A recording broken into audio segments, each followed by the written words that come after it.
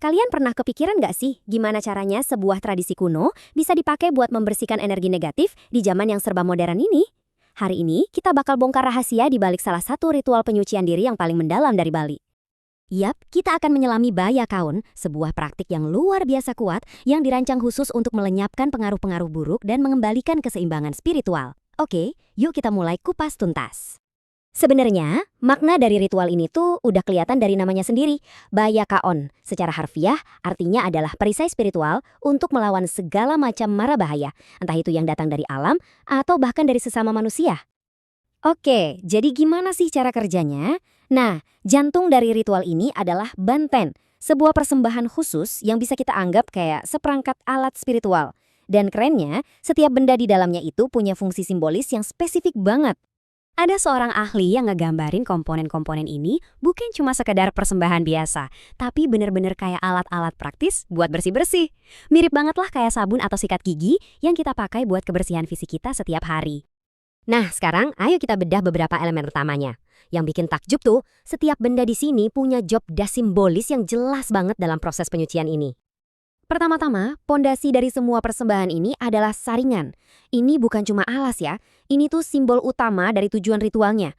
Untuk secara aktif menyaring dan memisahkan mana yang baik dan mana yang buruk, mana yang murni dan mana yang kasar. Terus nih, ada telur. Fungsinya, wah ini keren banget, kayak magnet spiritual. Telur ini dipercaya bisa menyerap semua energi negatif dari seseorang atau dari suatu tempat, lalu mengurungnya di dalam cangkang sebelum akhirnya dibuang dan dinetralkan. Tapi, tunggu dulu, simbolismenya tuh lebih dalam lagi dari sekedar itu. Setiap elemen dalam ritual ini, pada dasarnya, ngebawa kita ke sebuah konsep inti dalam pandangan dunia masyarakat Bali, yaitu perbedaan mendasar antara alam atas yang suci dan alam bawah yang lebih duniawi. Uniknya, Bakaon ini secara khusus hanya pakai selepan atau daun kelapa kering. Kenapa? Nah, ini pilihan yang penting banget, karena ini nunjukin fokus ritualnya. Ini adalah penyucian yang ditujukan langsung ke bumi, ke tubuh fisik kita, ke alam bawah yang nyata dan kita tinggali sehari-hari. Nah, prosesi ritualnya sendiri itu punya urutan yang logis banget dan penuh makna. Dan yang menarik, pembersihannya nggak dimulai dari orangnya loh, tapi justru dari lingkungannya dulu. Ini yang disebut konsep Buana Agung atau makrokosmos, alam semesta kita yang lebih besar. Filosofinya tuh simpel tapi dalam banget.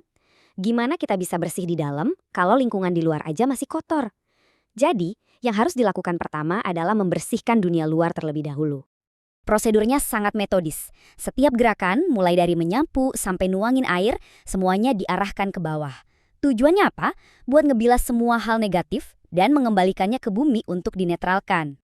Nah, baru deh setelah lingkungannya si makrokosmos ini dianggap bersih, fokusnya pindah ke dalam, ke pembersihan diri individu itu sendiri.